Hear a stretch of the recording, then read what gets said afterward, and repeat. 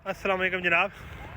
हर बंदे को पता है कि आजकल जो क्राइसिस आए हैं, अपर क्लास, मिडिल क्लास, हर एक बंदा अपसेट है। उसको समझ नहीं आ रही है कि कारोबार को कैसे चलाना है, कैसे मेंटेन रखना है अपने बिजनेस को। लोअर क्लास तो वैसे ही पिस चुका है। आज जो कि स्मोक की मद में इलेक्ट्रॉनिक्स की दुकानें होगी, कपड़ों की, जूतों की दुकानें, मेन बाज़ार बंद कर दी हैं। मुझे एक समझ नहीं आ रही है चीज़ों की कि ये लोग जो मुल्क को चला रहे हैं, इनकी क्या साइकी है।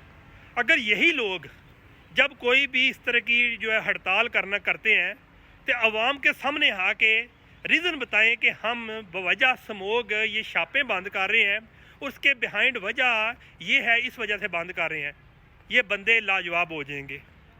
मैं आपको इतना कह दूं कि जितना ज़्यादा हम लोग खामोशी अख्तियार करेंगे ना, ये लोग उतना ही हमें दबाते जाएंगे। और फिर वक्त ऐसा आ जाएगा कि हम लोग जो है इन लोगों के गोदाम, जिस तरह अंग्रेज़ की पॉलिसी थी कि इन लोगों को मुआशी तौर पे कमज़ोर करो, फिर इनको ग़ुलाम बनाओ या इनको ख़रीद लो और उसके बाद अपने मकासद हासिल करो।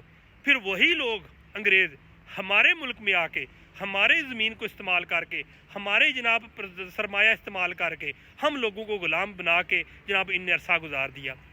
फिर क्या हुआ? फिर आवाज़ बुलंद हुई। हमें पढ़े लिखे सेक्टर की, कायद-ए-आज़म की बात कर लें।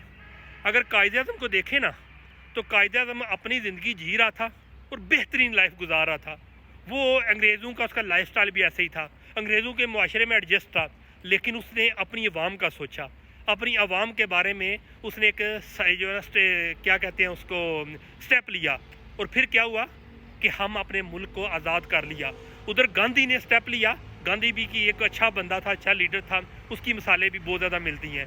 उसकी वजह से एक इंडिया ने अपनी एक आज़ाद रियासत कायम की। यार अब जो है ना हालात उससे विवस्त है। अंग्रेज़ के अंदर फिर भी शर्म हया थी, अंग्रेज़ फिर भी जो है ना थोड़ा सा गैरत करता था। लेकिन अब हम लोगों के साथ हो रहा है। पहले कहते थे कि औरतों के साथ ज़्यादती होती है, अब तो मर्दों को भी नहीं छोड़ते। हम मुसलमान हो के मर्दों को भी नहीं छोड़ते, हम मुहाफ़िज़ हो के, हम बड़े हो के हम मर्दों को भी नहीं छोड़ते। समझ चुके होंगे सारी चीज़ों के।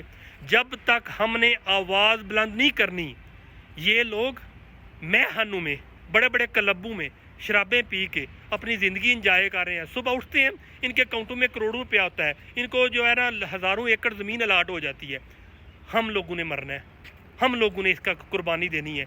और जो जितनी खामोशी अख्तियार करेंगी उतना हमियाजा भी और उतनी स्ट्रगल भी हम लोग करनी पड़ेगी।